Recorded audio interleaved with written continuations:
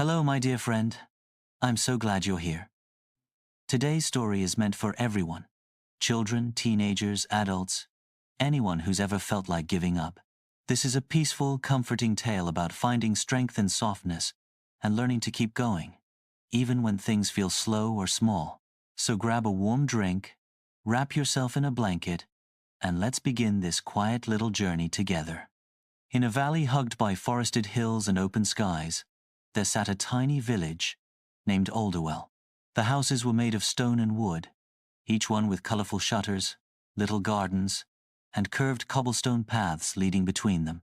Alderwell was the kind of place where birds nested in chimneys, laundry dried slowly in the breeze, and neighbors always waved, even if they had nothing to say. At the edge of this quiet village was a small cottage with faded blue trim and climbing roses around the door. Inside lived a young boy named Emory, who had once dreamed of big, faraway things: being a musician, seeing the ocean, climbing snowy mountains. But lately, Emory hadn't been dreaming much at all. His days were quiet.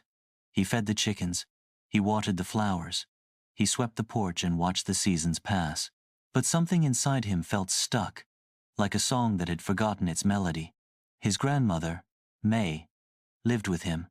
She was a gentle woman with silver hair always tied back in a ribbon, and eyes that sparkled like the morning frost.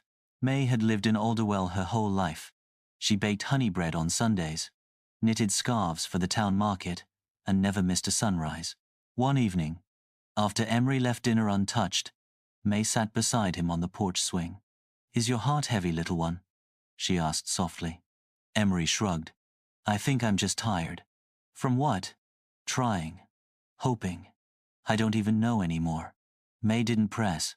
She only reached out, took his hand in hers, and gave it a warm squeeze. The next morning, Emory awoke to the smell of cinnamon and pine. May was waiting by the door, holding 2 knapsacks and a picnic basket. "We're going on a small journey," she said with a smile. "Just a little walk." "To where?" Emory asked. "To where things begin again." And so, with the sun just rising over the treetops and the promise of something gentle in the air, Emory stepped outside.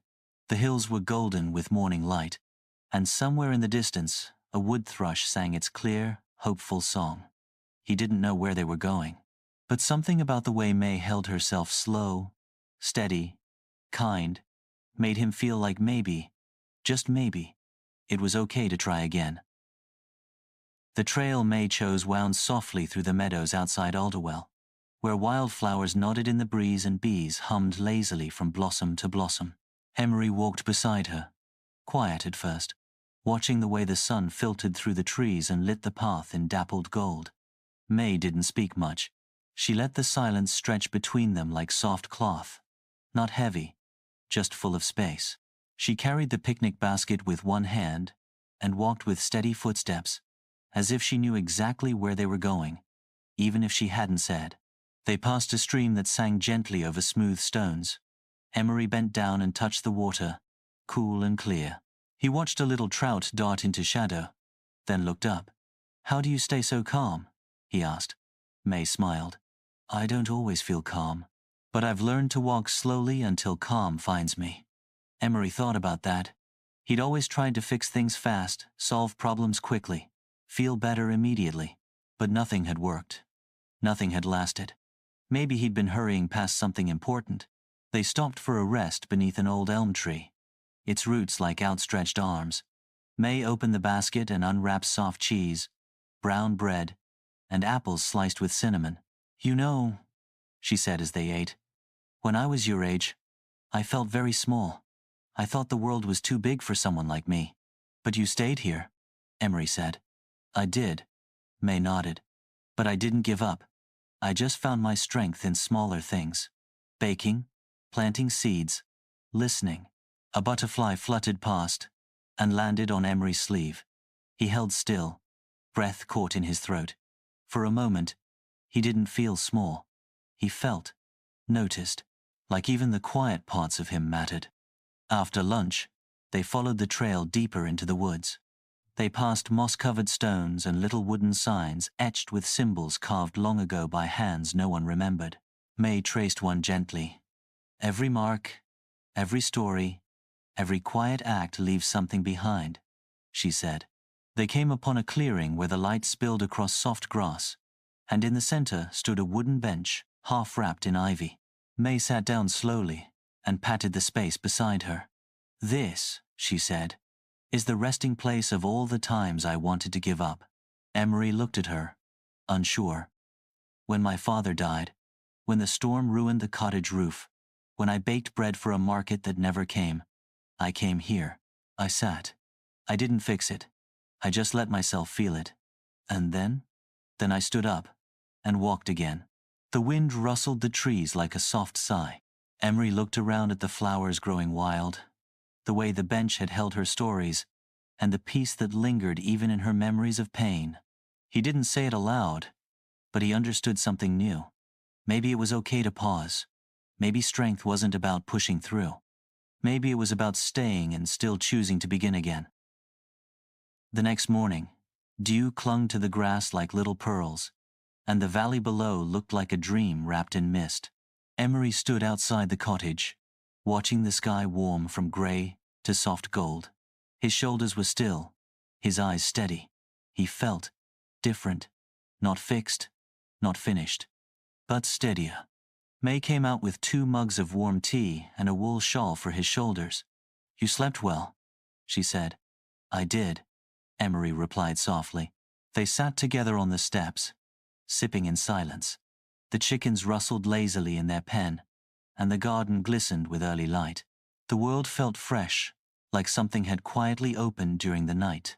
After breakfast, Emory wandered down the cobblestone path that led into the village. The same shop stood in their usual places, the bakery with its curved door, the bookshop that always smelled like cinnamon and ink, the blacksmith's with its glowing forge. But today, he saw them differently. He passed Mrs. Alcott, sweeping her porch. She waved. "Morning, Emory." He waved back. "Morning." There was something in his voice, a calmness, a weight. She paused, then smiled wider. At the village square, Emory saw a small notice pinned to the message board, looking for someone to help tune the old piano at the community hall. Inquire within. He stared at it for a while. His fingers flexed. It had been months since he touched the keys. For so long, music had felt too far away, like a mountain he'd forgotten how to climb.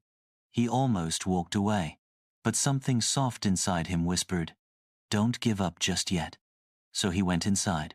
The community hall was quiet and dusty, lit by high windows and echoing slightly with every footstep.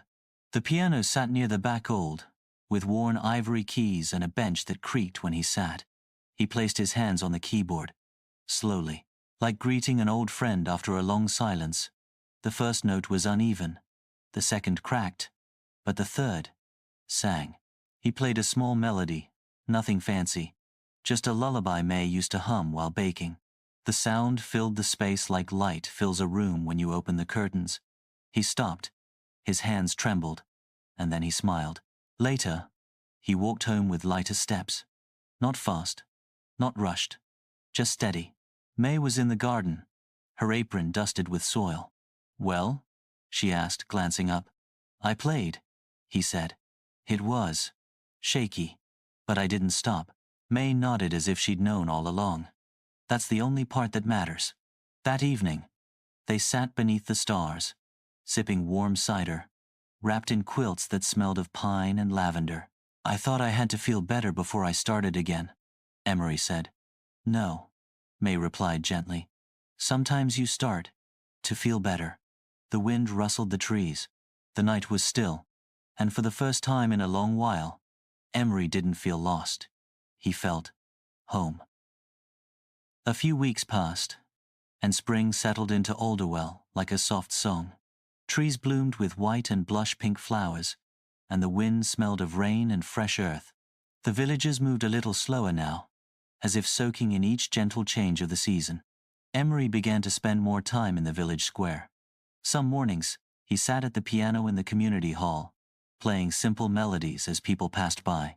They would pause to listen, not for long, just a few seconds, but it was enough. Enough to feel noticed, enough to feel part of something again. One afternoon, as he finished a song, Little Ivy Bennet came up to him, her hands full of dandelions. "That song made me feel like warm tea," she said with a big grin. "Will you teach me to play?" Emory blinked, surprised. I guess I could," she beamed. "Yay!" And just like that, Emory became a teacher not because he planned it, but because he didn't walk away. At home, May continued her quiet rituals: tea at sunrise, garden at noon, reading by firelight at dusk. And each evening, she and Emory shared stories on the porch, not about what they had done, but about how they felt, what they noticed, what they were thankful for. One night, Emory asked, "Do you think I'll ever stop feeling stuck sometimes?" May smiled. "I hope not." He turned to her, confused. "Because feeling stuck means you care about where you're going," she explained. "It means you haven't given up." Emory looked up at the stars. "I think I'm learning how to wait, how to be gentle with myself." May nodded. "That's the hardest kind of strength." The next morning, Emory woke up early. He packed a small basket of muffins and music sheets, picked a few fresh herbs from the garden, and tucked his journal under his arm. "I'm going to the square," he told May. "I think I want to start a music morning. Something slow and simple. For everyone." May kissed the top of his head. "Go share your light." The air outside was cool and bright. As Emory walked through the village, he passed the stream, the meadow, the carved wooden signs, all the places he had walked weeks ago in silence. Now, he saw them as part of his story, not places of pain, places of return.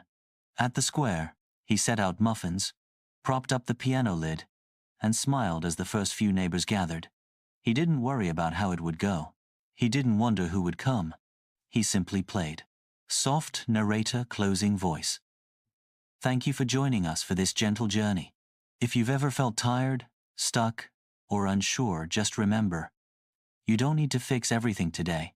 You only need to stay, to breathe, to take one small step. If this story warmed your heart, I hope you'll like, subscribe, and return for more cozy, comforting tales made just for you. Until next time, don't give up. You're doing better than you know.